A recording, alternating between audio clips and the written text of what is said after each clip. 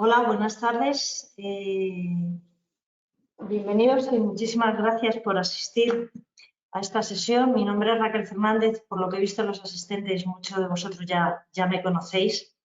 Y soy abogada y socia del despacho de abogados del grupo C Consulting. Y habíamos programado esta sesión que queremos que no sea muy jurídica, muy de abogados a abogados, aunque sé que muchos de los asistentes son compañeros, pero también hay asesores y hay clientes y queríamos explicar el procedimiento que es comúnmente conocido como segunda oportunidad, no tanto siguiendo unos criterios procedimentales de la ley concursal, porque eso puede aburrir y no sacar la parte práctica de este procedimiento para los clientes, tanto si son deudores como acreedores.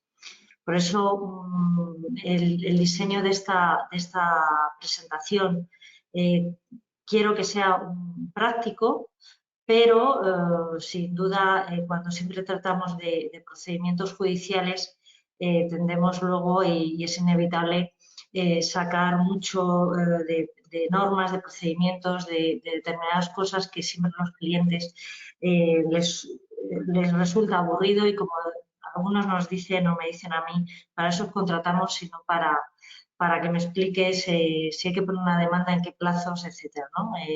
Veamos las consecuencias, diseñemos el procedimiento en general e intentemos huir un poco de explicar lo que dice la ley de forma literal.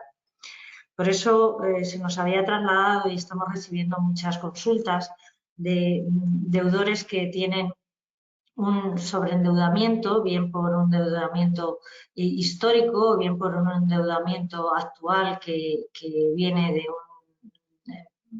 provocado de la época del COVID, o bien de un sobreendeudamiento con pólizas de crédito que no estén amparadas en la época del COVID. Bueno, pues como despacho de abogados estamos recibiendo muchas consultas de este tipo, que se han incrementado porque este procedimiento no es nuevo, pero se han incrementado con la modificación de la ley. Eso conlleva a que hemos notado cómo los clientes saben que quieren que se le perdone todas las deudas, pero a la vez saben que se han flexibilizado uno de los requisitos y creemos que, bueno, pues es conveniente, si estamos desde el punto de vista del deudor, explicar cómo se han flexibilizado esos requisitos, pero a la vez, si estamos desde el punto de vista del acreedor, que sepamos que se produce una modificación y sobre todo en el concurso sin masa, que va a conllevar una diligencia especial hacia él si quiere verse defendido o reconocido su crédito de alguna manera. Esta es la introducción y, por tanto, vamos a ver por una parte qué es lo que se ha modificado, que la exoneración del pasivo insatisfecho, comúnmente conocido como la segunda oportunidad o incluso conocido, bueno, pues por sus siglas de EPI o BEPI, no es algo novedoso y la exoneración es una consecuencia del concurso, que no es un procedimiento ajeno a los concursos y, bueno, vamos a ver qué se ha modificado, qué es lo que se ha suprimido, qué es lo que se ha añadido, haciendo especial hincapié en el concurso sin masa y en las deudas de derecho público, que creo que es lo que más inseguridad os ha salido perdiendo en esta modificación. A ver. Vale. ¿Y por qué diseñamos esta ponencia? Como os he comentado, primero porque recibimos esas inquietudes de los clientes y porque si vemos la estadística concursal del portal de registradores.org, en periodos en los que estaba vigente la moratoria concursal que finalizó en junio del 2022, comprobamos que los concursos de persona física frente a los concursos de empresas son muy numerosos. Los concursos de personas físicas son mayor número que el de las empresas. Cuando todo el mundo estábamos pensando bueno, pues yo llevaba más número de concursos de personas jurídicas que no de personas físicas, ¿no? Pero esto demuestra que en años en que estaba vigente la moratoria concursal, que para quien no lo sepa, era que durante un tiempo, hasta el 30 de junio del 2022, no se estaba obligado a presentar concurso y estaba limitado la posibilidad de que se presentase el concurso necesario por parte de acreedores. En el 2021 hubo 7.294 personas que solicitaron el concurso. Y aquí tenemos divididos los concursos de personas físicas sin actividad empresarial o con actividad empresarial. De ellas, 4.975 personas eran personas que en principio no han tenido una actividad empresarial y por tanto sus deudas son deudas de consumidores, como pueden ser sobreendeudamientos que provengan de visas, de tarjetas de créditos, de préstamos al consumo, de contrato de arrendamiento. Es decir, y también es posible que pueda provenir algo de deudas de fianzas o avales que dieran a empresas en las que ellos pueden ser administradores o en cualquier caso que otorgasen alguna fianza. Eso no lo llegamos a saber aquí. En principio, si un gran número de deuda provenía de alguna actividad empresarial, se podría considerar que esa persona sí que estaba ejerciendo una actividad empresarial. Pero bueno, creo que son significativos los números, que en 2022 no disponemos todavía del cuarto trimestre, pero son 5.262 personas las que han solicitado el concurso. Y considero que las cifras que hasta el día de ayer no teníamos del cuarto trimestre van a ser muy superiores a lo que tenemos anteriormente para las personas físicas, y eso lo considero porque por algunas informaciones que nos llegan de los juzgados, el mayor número de concursos que se están presentando, y eso sí que es después de la moratoria concursal, son especialmente de personas físicas. Como en septiembre se suprimieron determinados requisitos que se exigían para llegar a la exoneración del pasivo insatisfecho y al concurso, se han quitado esos requisitos, pues creo que el número de personas físicas que han solicitado el concurso en el cuarto trimestre va a ser muy elevado. Yo creo que superior a una media de unos 1.600 personas físicas que en trimestres anteriores habían presentado el concurso. Habrá que estar atentos, pero la sensación como profesionales es que este número se va a incrementar. Bueno, la ley se modificó y entró en vigor en septiembre del 2022 porque veníamos obligados, o el Gobierno venía obligado a transponer una directiva europea de marco de reestructuración e insolvencia que ya iba fuera de plazo para transponerla.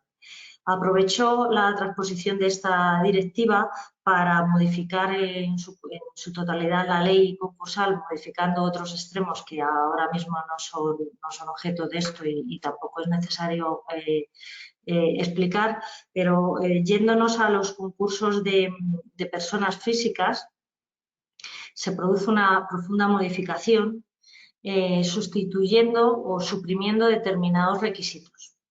Antes, una persona física, para poder llegar al concurso, a la exoneración del pasivo, a la segunda oportunidad, pues tenía que cumplir unos requisitos, y uno de ellos era haber intentado un acuerdo extrajudicial de pagos. Todos creo que estamos familiarizados porque todos hemos estado ya participando en alguno. En ese acuerdo extrajudicial de pagos se nombraba un mediador concursal que intentaba, se hacía una reunión con todos los acreedores y se proponía un acuerdo a todos los acreedores. Este mecanismo ha fracasado estrepitosamente. No he asistido yo a ningún acuerdo extrajudicial de pagos como acreedora que sea serio. Se estaba utilizando, porque no nos engañemos, el concurso de persona física en su inmensa mayoría solamente tiene una finalidad, y es llegar a conseguir la exoneración del pasivo. y por tanto esto se utilizaba porque era un requisito que me exigía la ley y ya está. No, las razones por las que falla, pues aquí yo creo que son culpas compartidas. Por un lado, el deudor presentaba unos acuerdos extrajudiciales de pagos que eran insostenibles, proponía acuerdos de pagos con quitas del 95% y pagos a lo mejor en 5 años, cuando no quitas superiores. Por parte de los acreedores, ante propuestas de pagos infundadas o sin ninguna razón, o incluso con unas quitas tan sumamente elevadas, lo único que hacían era mostrar su posición, o como mucho acudían y se mostraban su rechazo. Y por último, pues porque en este acuerdo extrajudicial de pagos las deudas de derecho público no estaban afectadas y por tanto tampoco se veían para mucho, ¿no? Si tengo acreedores pero al final debo Hacienda y Seguridad Social y a esas no las puedo obligar, pues entonces ¿para qué voy? Por eso creo que este mecanismo fracasó. Si fracasaba íbamos al concurso consecutivo. Bueno, pues ahora todo esto ha desaparecido y ahora la persona física puede ir directamente al concurso. También una de las modificaciones más importantes es que las personas físicas que no eran empresarios tenían la competencia de los juzgados de primera instancia y los que eran empresarios o autónomos profesionales se iban a los juzgados mercantiles.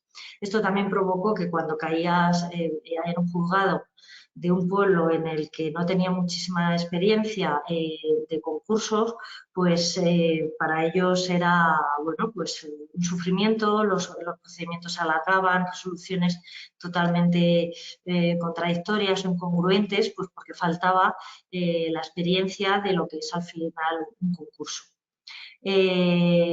A partir de esta modificación, la única competencia recae en los juzgados mercantiles y, por tanto, por lo menos lo volvemos a tener encauzado en unos profesionales que ya saben de todas las terminologías jurídicas. Otra novedad que ha entrado en vigor el 1 de enero del 2023 es el procedimiento de las microempresas, que esto también nos tenemos que empezar a familiarizar y esto tiene una unión con el BEPI o la exoneración del pasivo insatisfecho, porque es un procedimiento obligatorio para aquellos profesionales, personas físicas, empresarios y aquellas sociedades que cumplan una serie de requisitos. ¿Cuáles son obligatoriamente las empresas o profesionales que tengan que ir a este procedimiento? Pues son empresas o profesionales en las que en el año anterior no hayan tenido a más de 10 personas empleadas y aquellas en las que tengan un volumen de negocio inferior a 700.000 euros o un pasivo inferior a 300.000. Este procedimiento de microempresas no vamos a aburrir ahora mismo, es un procedimiento que bueno, pues es novedoso, se tiende a que todo vaya con formularios, en prejuicio de que se tiene que contar con los profesionales, que se quiere tramitar de forma telemática, etcétera. Y en cualquier caso, bueno, pues también puede llegar a que una empresa, un profesional, un empresario, persona física, persona natural, vaya a este procedimiento, al final también se quede sin bienes, pero con muchísimas deudas que satisfacer. Bueno, pues también por este procedimiento podrá llegar a la solicitud de la exoneración del pasivo insatisfecho. Bueno, ¿y a quién va dirigido? En principio, como digo y hago un pequeño resumen, para llegar a la exoneración del pasivo insatisfecho hay que por lo menos haber solicitado el concurso, bien concurso normal o bien el concurso por el procedimiento de microempresas. Para no referirme todo el rato a esta distinción, unificaré todo y diré que para llegar a la exoneración, me da lo mismo si soy microempresa, he tenido que solicitar el concurso o empezar un procedimiento de este tipo. Y es la consecuencia de la ausencia de masa activa al principio en ese concurso el que nos va a dar pie para solicitar la exoneración. La exoneración, ¿por qué? Pues porque en el Código Civil se establece el principio de la universalidad de la responsabilidad de las personas físicas de las deudas con todos sus bienes presentes y futuros. Por lo tanto, hasta que se introduce en la legislación española el mecanismo de la exoneración o de la segunda oportunidad, estamos acostumbrados a que cualquier bien que podamos tener en el futuro queda afecto al pago de las deudas pasadas siempre que no hayan prescrito. Esto no es nada novedoso o reconocemos que lo que se estaba fomentando era la economía sumergida.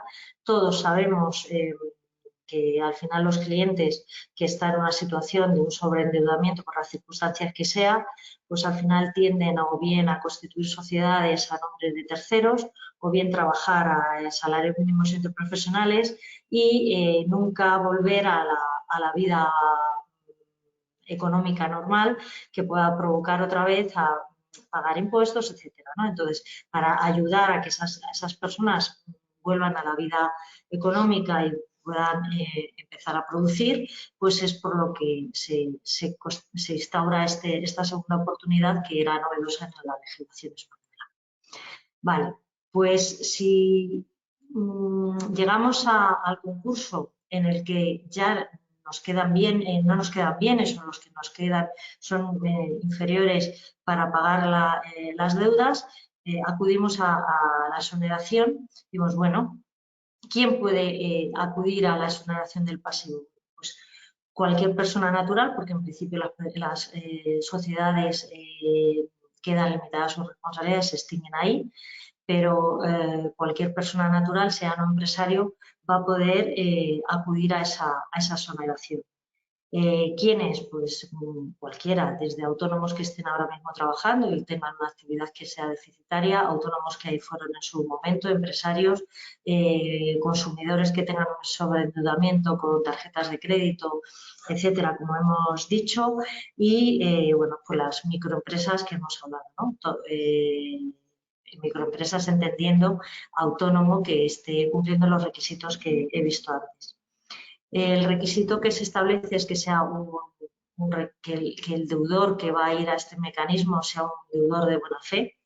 ¿Qué es un deudor de buena fe? La ley lo que hace es una descripción de qué se considera, no es lo que es buena fe, sino que se considera que no cumple la buena fe, ¿no? Por poner aquí, hemos señalado que no se consideran que son buena fe aquellos condenados por sentencia firme por delitos contra Hacienda, Seguridad Social, orden socioeconómico, ¿no? Aquellos que hayan sido sancionados con infracciones administrativas muy graves, todo esto que sean firmes, o hayan sido objeto de una derivación de responsabilidad, y ahora ampliaré un poco más, aquellos que hayan sido calificados como concurso culpable, una persona afectada por ese concurso culpable, aquellos que hayan iniciado un procedimiento concursal y incumplan los deberes de colaboración e información, o aquellos que se consideren que han dado una información falsa o engañosa o también se haya provocado un endeudamiento temerario. Este es algo novedoso que no estaba antes en la ley. Y me quiero parar aquí en cuanto, bueno, consideramos que es lógico que aquellos que hayan sido condenados en sentencia firme pues por delitos que tienen una repercusión en el mundo económico grave, ¿no? Como puede ser contra Hacienda, Seguridad Social, procedimientos penales, entendemos, ¿no? Que no son a lo mejor deudores de buena fe, pero me resulta significativo el hecho de la derivación de responsabilidad.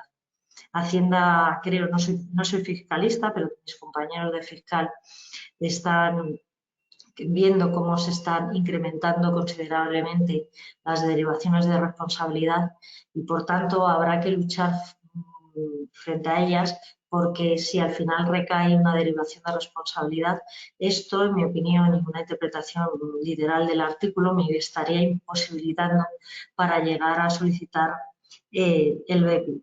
Esta derivación de responsabilidad debe ser firme, y todo ello, claro, lógicamente me impedirá si no he pagado. Si he pagado las responsabilidades, pues en principio sí se considerará que soy de buena fe. Pero ojo con esto, porque puede ser un problema a la hora de solicitar esta exoneración. Y en principio, bueno, pues ¿qué deudas se exoneran? ¿Qué deudas me pueden perdonar o qué deudas se cancelan con este procedimiento? Pues todas las deudas impagadas, pero ahora empiezan las excepciones, ¿no? Empiezan las excepciones, pues que la responsabilidad civil extracontractual, aquí veis, y como me parece que se va a compartir, pues no es necesario hacer una enumeración de ellas, se entenderán exoneradas, en cambio, pues por ejemplo, todas las deudas de arrendamientos, todas las deudas que tengamos de créditos financieros al consumo, créditos financieros sin garantías reales, deudas con proveedores, si somos unos empresarios. No se van a encontrar exoneradas aquellas hipotecas, aquellas deudas que tengan una garantía real, en la parte que se cubra con el bien que está garantizándose. Pero bueno, que tengamos en mente que en principio todas aquellas deudas que tenían la calificación de deudas ordinarias, todas esas se pueden exonerar. Añado como último punto la excepción de las deudas de derecho público. Y esto sí que es una de las novedades más importantes que se ha introducido en la ley, y si hacemos una interpretación literal del artículo, bueno, pues se ha limitado muchísimo su importe. Quiero hacer una mención más amplia de los límites de la exoneración del derecho público, porque es lo que más dudas nos están planteando los clientes. En cuanto a la exoneración del pasivo insatisfecho, y si tenemos deuda de derecho público, la ley ha tenido muchos vaivenes y las interpretaciones jurisprudenciales también. Sin intentar retrotraernos mucho en el tiempo y de forma muy esquemática, por una parte el legislador se resiste a reconocer que todas las deudas de derecho público se pueden exonerar, y los tribunales vienen ampliando y justificando que la ley no puede, que la exoneración tiene que llegar a la totalidad del derecho, de las deudas de derecho público.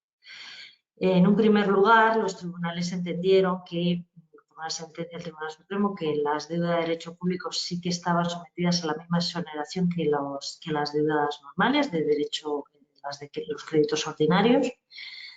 Cuando hubo se refundió el texto refundido, el legislador introdujo ahí un artículo para limitar las exoneraciones. Eso conllevó que los tribunales dijesen que el legislador se había extralimitado en la función de refundir un texto, y que donde decía que limitaba la exoneración, los tribunales vinieron a entender que no, que los créditos de derecho público estaban sometidos a los mismos límites de exoneración que los de derecho ordinario, los créditos ordinarios. Bien, en esta transposición de la directiva, y si nos vamos a analizar la exposición de motivos de la ley, el legislador lo que dice es que la directiva no se lo prohíbe y, por tanto, la directiva permite a los Estados miembros que haya excepciones a la exoneración de determinados créditos. Pero sí que es cierto que la directiva lo que dice es que se tiene que justificar por qué, ¿no? Bueno, pues, ¿qué hace el legislador? Tenemos unos límites, y es que dice que las deudas de gestión no se exoneran los créditos de derecho público, salvo los derechos que tengan las deudas de gestión recaudatoria que sea competente la AAT y la Seguridad Social, con un límite de 10.000 euros por cada uno de ellos. Los 5.000 primeros euros estarán exonerados al 100%, y los otros 5.000 euros estarán exonerados al máximo de un 50%. Yo llego a la conclusión que entonces solamente si tengo una deuda de 15.000 euros es que solamente estarán exonerados 7.500. El resto no se exonerará y, por tanto, seguiré respondiendo con mi patrimonio presente y futuro de estas deudas. En este punto, si hacemos una interpretación literal, pues sería asumir que esto es así, pero también tengo que poner, y hablando un poco, igual que he dicho antes, de que son resoluciones judiciales las que están yendo más allá del legislador, bueno, pues hay determinados tribunales que están planteando cuestiones al Tribunal de Justicia de la Unión Europea para que este tribunal diga si realmente el Estado español ha cumplido los términos de la directiva al excluir de la exoneración del pasivo de la exoneración estos créditos de derecho público. Así, la Audiencia Provincial de Alicante ha elevado una cuestión de fecha octubre del 2022, que si bien los antecedentes de hecho, lógicamente, no son de un concurso presentado en virtud de esta ley, sí que ya mete esta modificación y se está a la espera, que yo, según conozca, Salvador, no se ha resuelto todavía, que el tribunal diga si esto es así. Si al final Europa dice que el Estado español lo ha hecho bien, pues se confirmará que tenemos estos límites. Si dice que no ha traspuesto bien la directiva y que los créditos de derecho público tienen que estar exonerados al 100%, pues tendremos aquellos concursos en los que tengamos todavía deuda pendiente, que entonces se exonerará y bueno, se clarificará. Pero hoy por hoy, y por una seguridad, la ley dice que solamente se exonerarán estos importes. ¿Cómo vamos a poder llegar al final a solicitar del juzgado la exoneración del pasivo, ¿no? del EPI? Al final tenemos que llegar a un procedimiento en el que o bien tengamos bienes suficientes o bien nos hayamos quedado sin ningún activo. He puesto tres procedimientos, aunque realmente todo, como he dicho, nace de un concurso, que sería el procedimiento igual, concurso microempresa, pero un concurso, pero vamos a poder llegar dentro de ese concurso a solicitar el EPI bien mediante un plan de pagos, sin liquidar la masa, bien liquidando la masa, o bien, que es lo que tenemos ahora mismo la mayor parte de los despachos de personas físicas, bien concursos sin masa. Cuando nos encontramos un concurso en el que hay masa activa y no queremos liquidar la masa activa y queremos conseguir la exoneración del pasivo sin liquidar esa masa, podemos presentar un plan de pagos.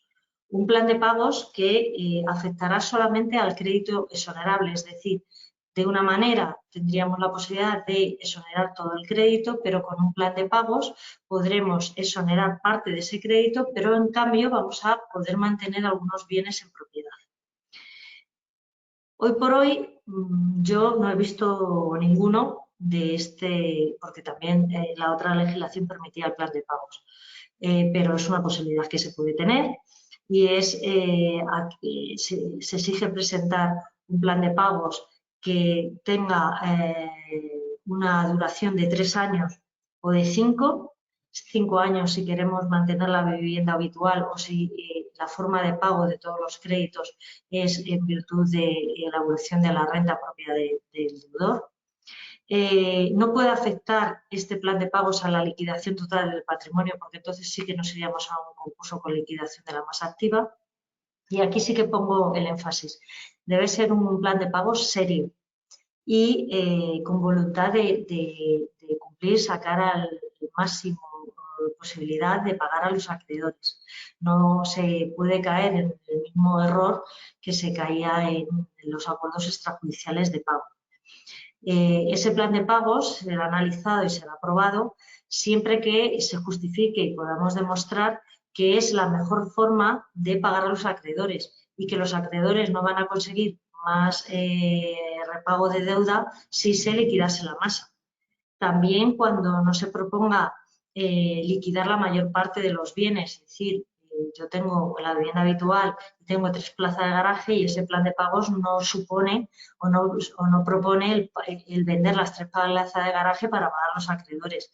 Bueno, pues lo normal es que ese plan de pagos, si bien voy a mantener la vivienda habitual, que tengamos cuidado porque entonces el resto de bienes que no están afectos a actividades empresariales no son necesarios para generar las rentas, se tienen que ser objeto de transmisión y con su producto venderlo y al final pagar a los acreedores. Que también un plan de pagos que pongamos a disposición de los acreedores el mayor número de rentas que uno sea capaz de generar durante los 3 o los 5 años, una vez satisfechas las necesidades básicas de vivienda, de vivir el propio deudor, así como aquellos obligados a los que él tenga que prestar alimentos y sus propias obligaciones de pago de la actividad empresarial si es que la va a continuar. Por lo tanto, tienen que ser planes de pagos que se pueden casi igualar a los convenios en los concursos de acreedores, que es lo que nosotros venimos utilizando o oyendo, ¿no? Que sean planes de pagos serios.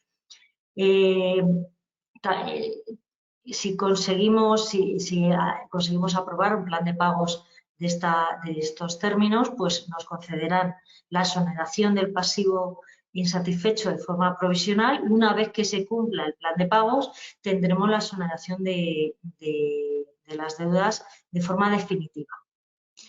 Ahora bien, las deudas que se contraigan a partir de ese plan de pagos se tienen que pagar. No podemos volver a incurrir en una solicitud de concurso porque ya no tendremos ese beneficio de nuevo a corto plazo para solicitar otro EPI. En cualquier caso, si durante el cumplimiento del plan de pagos vemos que es imposible cumplirlo, pues sí que se podrá pasar al EPI por medio de cualquiera de las otras dos vías o mecanismos. Mediante la liquidación de la masa activa, este es un procedimiento que todo el mundo conoce, tenemos concurso, el administrador concursal venderá todos los bienes, al final los bienes con el producto de los bienes y pagando a los acreedores y lo que quede, bueno, pues en ese momento que ya no hay bienes suficientes, entonces se solicitará el EPI. Y entramos al concurso sin masa. El concurso sin masa podemos encontrárnoslo tanto al inicio del concurso como durante el procedimiento. Durante el procedimiento cuando nos hemos quedado ya sin masa activa por una liquidación, pero podemos encontrarnos con concursos sin masa desde el mismo momento en que se solicita. Y el concurso sin masa es otro de los procedimientos, una de las que ha sufrido, bueno, mayor también modificación. Y cuando nos encontramos, y voy a centrarme más en un concurso sin masa desde el inicio, porque aquí sí que tendremos que tener en cuenta si somos deudores o acreedores, ¿vale? Un concurso sin masa es cuando en la masa activa no hay bienes o derechos que tengan la calificación de embargables. Nos encontramos con el salario mínimo interprofesional, por ejemplo, o nos encontramos con material de trabajo de escaso valor. Bueno, pues esos son bienes inembargables y tenemos enfrente un montón de deudas. También aquellos que la liquidación cuesta más que empezar a venderlos o que el valor de los bienes sean inferiores al coste que puede suponer un concurso.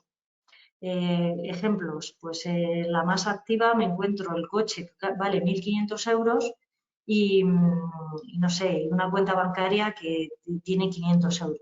En total tengo una masa activa de 2.000 frente a un pasivo de 40.000. Solamente nombrar a un administrador concursal, empezar todo el procedimiento para vender un coche de 1.500 que al final será chatarra, pues todo eso no justifica que se ponga en marcha toda la maquinaria. o bien que tengamos mercancías, si soy un empresario, pues obsoletas. O digamos que solamente tenemos el aire acondicionado o la maquinaria que ya está para achatarrar. O créditos que me deben a mí determinados clientes, pero son fallidos o muy antiguos. Bueno, pues esos elementos que hay veces que se ponen y no se hace una valoración seria de qué es lo que puede valer, nos puede mostrar que su valor es tan bajo que no merece la pena empezar. O incluso tengamos una vivienda, y este es un caso en el que ahora mismo yo creo que tal y como está el mercado inmobiliario ya no nos lo vamos a encontrar, pero nos lo encontramos mucho en la anterior crisis, y es que teníamos bienes hipotecados donde el valor del bien era muy inferior al valor de la carga hipotecaria.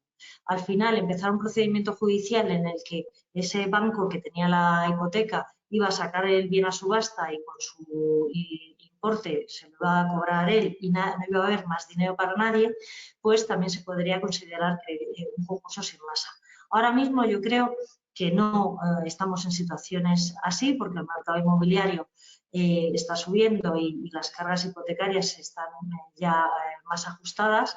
Pero bueno, esos serían casos así generales en los que se pueden considerar que estamos ante una solicitud de concurso sin masa. En la solicitud es recomendable que incluso se explique y se detalle que estamos ante un concurso sin masa y en ese caso incluso solicitar ya la exoneración del pasivo insatisfecho. ¿Qué ocurre en este procedimiento? Cuando le llega al juzgado una solicitud de concurso así, como primera medida, lo que hace es dictar una resolución en la que no va a nombrar administrador concursal ni va a declarar el concurso. Sencillamente va a acordar que se publique en el tablón edictal del BOI, en el registro público concursal, la solicitud de concurso con una finalidad, para que los acreedores se enteren que una persona física ha solicitado el concurso, o bien una sociedad, pero aquí centrándonos en personas físicas, y aquellos que puedan representar más del 5% del pasivo puedan solicitar del juzgado que se nombre a un administrador concursal a los únicos efectos de que diga si el concurso puede ser considerado culpable, si puede ejercitarse acciones de reintegración a la masa activa o bien que pueda haber indicio de acciones de responsabilidad. Si hay acreedores que esto lo pueden sostener y representan más del 5% del pasivo, el administrador concursal, el juez nombrará un administrador concursal, pero no para llevar todo el concurso, sino a los únicos efectos de que se redacte un informe que diga si cumple esos requisitos. Es decir, ¿quién paga este administrador concursal? Lo pagan los acreedores. Los acreedores que lo han solicitado lo tienen que pagar. Y en este caso, hay que, primero, en mi opinión, se traslada a los acreedores una diligencia de estar investigando si qué deudores están solicitando mediante un procedimiento que es el tablón edictal. Ya sé que hay empresas y ahora mismo mecanismos para grandes empresas para que les estén informando quiénes son las personas físicas que están o empresas que pueden estar en concursos sin masa y que se están publicando ahí. Pero si el acreedor no va a recibir ninguna notificación ni de un administrador concursal ni de un juzgado, yo, deudora, voy a presentar un concurso diciendo que voy sin masa, que mis acreedores son estos, voy a poner una lista de acreedores, pero el juzgado en principio no va a mandar ninguna carta, ningún administrador concursal va a mandar ninguna carta a esos acreedores que ha puesto y aún menos a aquellos que el deudor haya querido ocultar. Y digo, es posible que algún deudor pueda pensar, utilizo este procedimiento ya que los acreedores va a ser difícil que se enteren para yo conseguir la exoneración y en la solicitud pongo unos, no pongo otros deudores, otros acreedores y así tengo el camino mucho más libre. Bueno, pues eso es un riesgo porque la ocultación grave de datos a la hora de solicitar el concurso puede ser una causa de revocación de la exoneración del pasivo insatisfecho. Pero entonces, y aquí hago el hincapié, podríamos encontrarnos que un deudor ha solicitado el concurso, va sin masa, ha solicitado además la exoneración del pasivo insatisfecho, incluso que yo, acreedora, me ha metido en ese listado y que yo al cabo del tiempo me esté enterando que lo consiguió sin yo haberme enterado. Por lo tanto, se exige a ese acreedor una diligencia máxima para que enterarse de quiénes han solicitado. Y aún así considero que yo me entero, acreedor, que un deudor ha presentado el concurso. Primero, tengo que tener más del 5%, tengo que tener indicios muy claros de que se ha podido hacer algunas acciones que sean, bueno, objeto de reintegración o algunas actuaciones en contra del ordenamiento jurídico que puedan conllevar la calificación del concurso culpable, para además comprometer a pagar el informe examinado concursal. Al final tengo que estar muy seguro para empezar todo este procedimiento, ¿no? Pero bueno, la ley lo marca así y así puede ser. En cuanto a la tentación, como digo yo, del deudor, que pueda venir, y eso es algo que nos encontramos cuando vienen clientes a decir, les decimos qué deudas tienen ustedes, pues hay veces que la gente, aunque parezca llamativo, no sabe ni cuántas deudas tiene.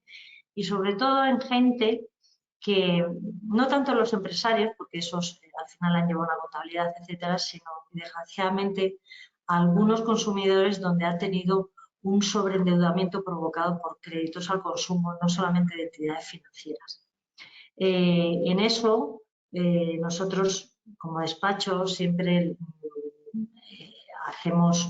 exigimos una averiguación en aquellas fuentes como puede ser ASNEF, RAI, el ACIRBE, es decir, que se investigue al máximo dónde pueden encontrarse las deudas, porque muchas veces la gente no sabe si pidió un préstamo a Cetelén y ahora quién es el titular de ese préstamo, etcétera. Y sobre todo,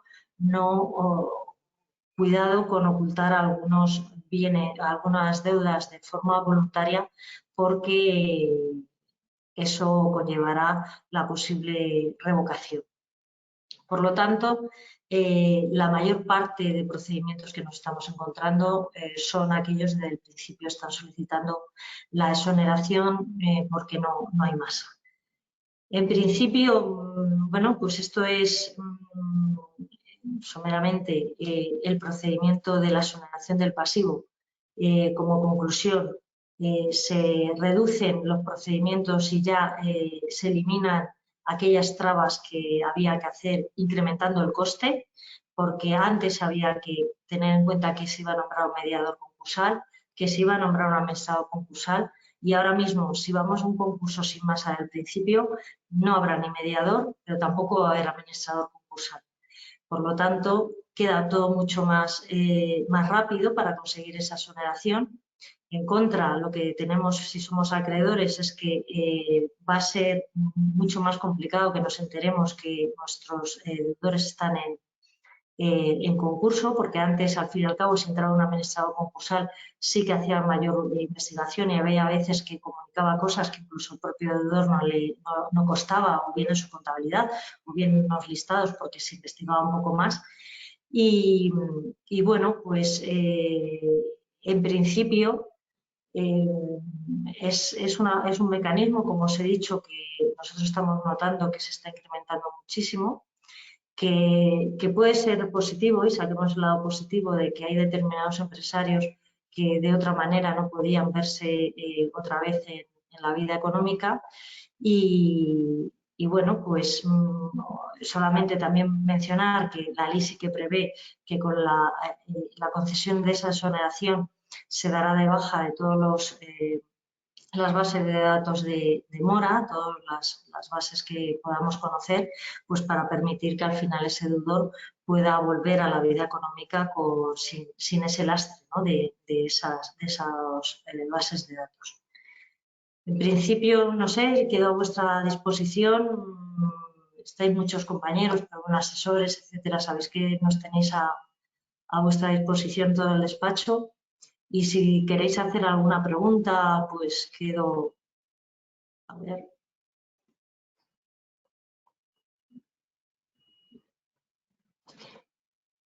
A ver, hay una pregunta, voy a leerla literalmente, ¿vale? Porque, buenas tardes, entonces si en mi CIRBE aparecen deudas de tarjeta de crédito o préstamos personales, sí me los podría exonerar, pero se parecen, como es mi caso, que yo soy avalista de préstamos hipotecarios de empresas o incluso también se concedió el préstamo a mí como personas físicas, entonces no me las puedo exonerar, pero me tenía entendido que se entendió que con la ley de segunda oportunidad si limpiar mi sirve y solo dejar mi hipoteca en mi casa actual. Vale. A ver, que creo entonces que no me he explicado muy bien. Si en la CIRBE aparece deudas, todas las deudas son exonerables. La CIRBE en primer lugar no es un registro de mora, es un registro, la CIRBE es un registro de importes de financiación y capacidad de financiación de las personas físicas y jurídicas. La CIRBE no es de mora. Las NEF sí que es de mora.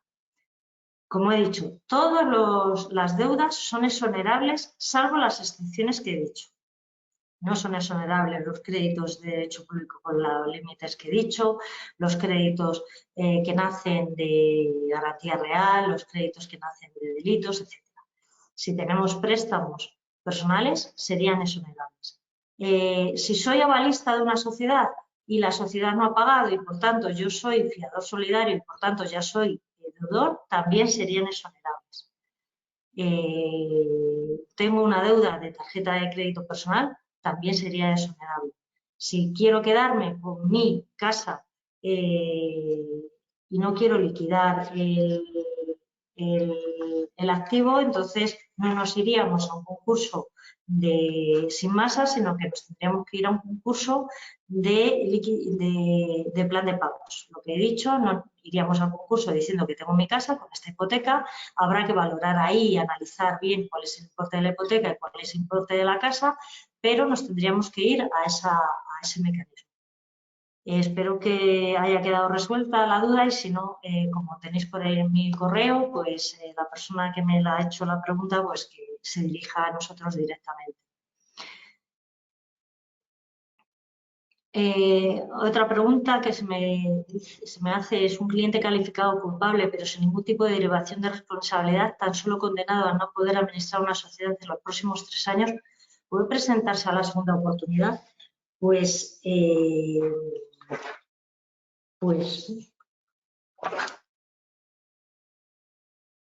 la ley dice cuando el concurso haya sido declarado culpable. No obstante, si el concurso hubiera sido declarado culpable exclusivamente por haber incumplido el deudor el deber de solicitar oportunamente la declaración de concurso, el juez podrá atender a las circunstancias en que se hubiera producido el retraso. Yo creo que en ese caso no puedes, creo, porque, mi opinión, aquí no dice que se haya reintegrado. Dice que el concurso haya sido calificado culpable y, por tanto, yo, en mi opinión, no podría acudir a la segunda oportunidad. Otra pregunta que se me hace es: ¿un pensionista con pensión máxima estaría obligado a presentar plan de pagos a pesar que en 5 años no podría abonar la deuda? Sí. Tienes la pensión máxima, tienes bienes suficientes, no sería un crédito o un concurso sin masa.